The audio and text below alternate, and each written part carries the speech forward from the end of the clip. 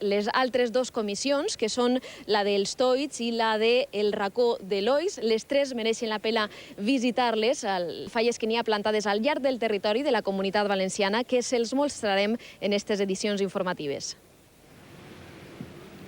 Gràcies, Charo. En pròximes edicions informatives, com tu dius, visitarem i seguirem fent este recorregut per tota la geografia fallera, com avui ho fem també en altres poblacions. Són algunes de les comarques de la província de Castelló que celebren amb moltíssima intensitat també les festes falleres, com per exemple Benicarló, on hi ha 11 monuments plantats. Este matí el jurat ha visitat les falles i el veredicte es donarà a conèixer esta mateixa vesprada.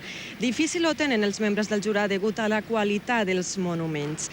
També la Vall d'Uixó s'ha despertat este matí amb les falles plantades. En esta població de la Plana Baixa són 6 els monuments que estan ja al carrer. Des de primera hora del matí el jurat recorre les falles, prenent bona nota de tots els detalls. Serà d'ací a unes hores quan sapiguem quina és la millor falla de la vall. Pujaríem. Pel que fa a les temperatures, el que comentaven, temperatures mínimes que oscil·laran prop dels 9 a 10 graus cap a les comarques costaneres, i com les màximes seran agradables i les mínimes no farà fred, però l'ambient serà humit al llarg de tota la pròxima nit. De tota manera, després de la informació esportiva